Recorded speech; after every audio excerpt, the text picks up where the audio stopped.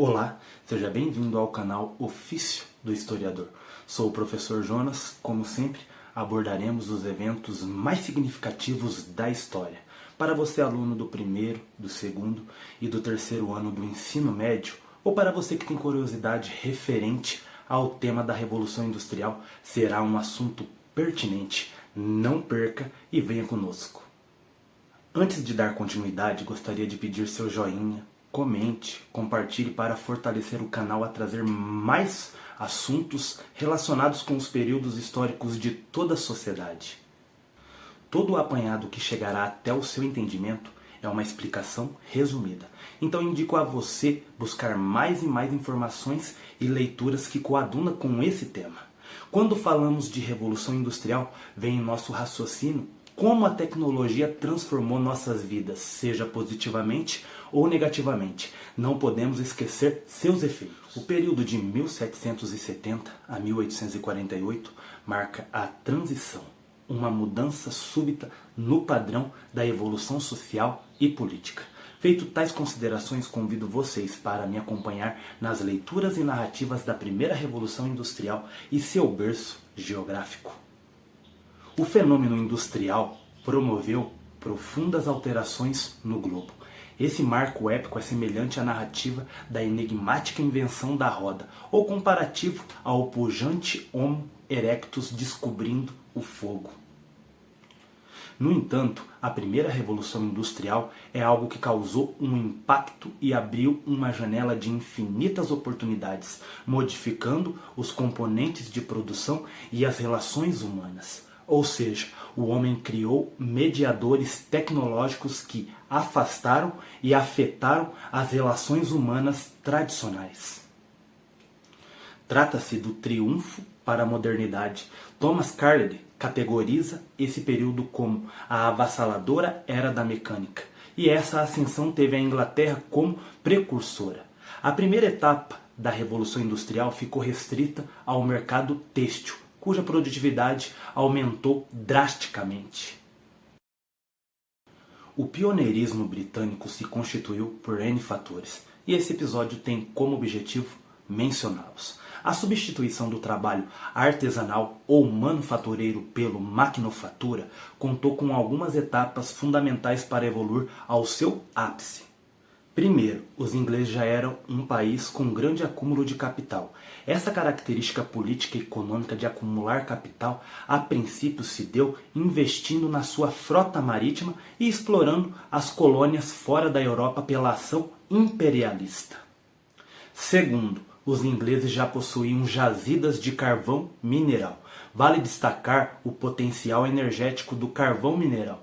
O carvão mineral é um combustível fóssil muito antigo e foi fundamental para o desenvolvimento industrial, visto que ele foi a principal fonte de energia durante a primeira Revolução Industrial no século XVIII. O carvão foi responsável por fornecer energia para as máquinas a vapor. Terceiro e último elemento de nossa lista. A Inglaterra já havia realizado a reforma agrária em outros moldes um tanto conturbado. Nessa reforma agrária, podemos perceber um autoritarismo chamado de cercamento das terras comunais.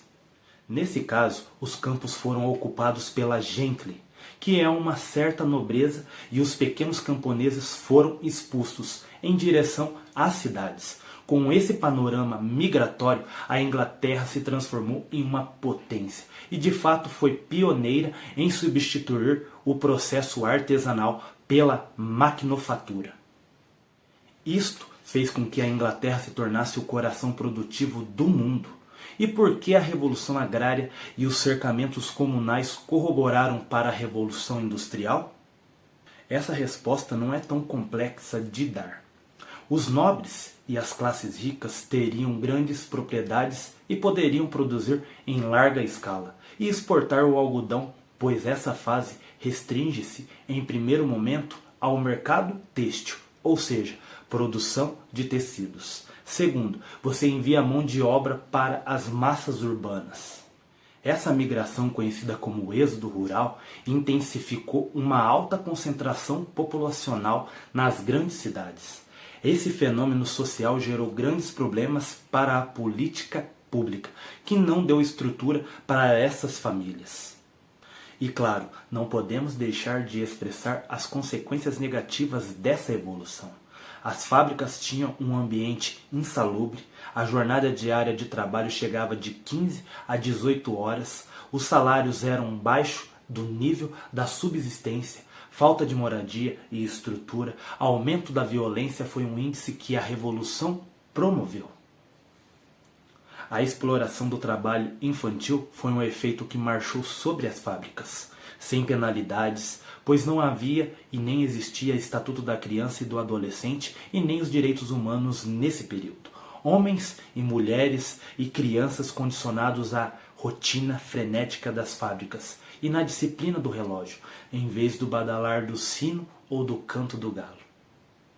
Agora, tempo é dinheiro.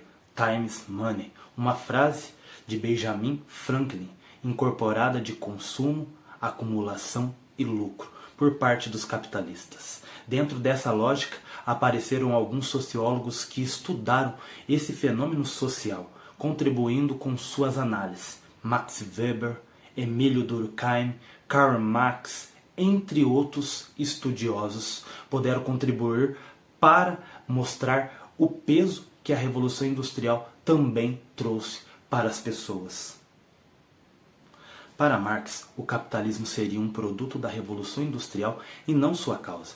Diante de tantos intempéries, o trabalho nas fábricas geraram problemas e movimentos como o ludismo, que analisaremos no próximo episódio.